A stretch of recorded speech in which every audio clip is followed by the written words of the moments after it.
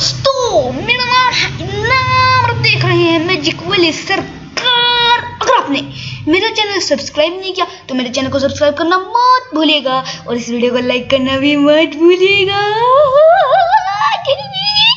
एक शख्स ईद पे ससुराल गया। एक शख्स ईद पे ससुराल गया। सास ने मुर्गी पकाकर सामने रख दी।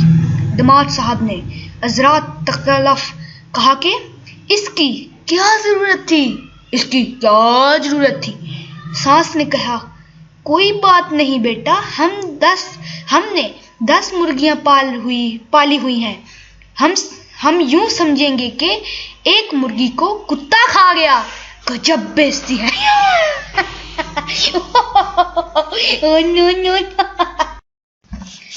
अम्मी ये मोबाइल पर किसके साथ लगे हो? अम्मी ये मोबाइल पर किसके साथ लगे हो? पप्पू मुदस्सर की अम्मी है। अम्मी ये मुदस्सर कौन है? पप्पू आपका होने वाला पोता।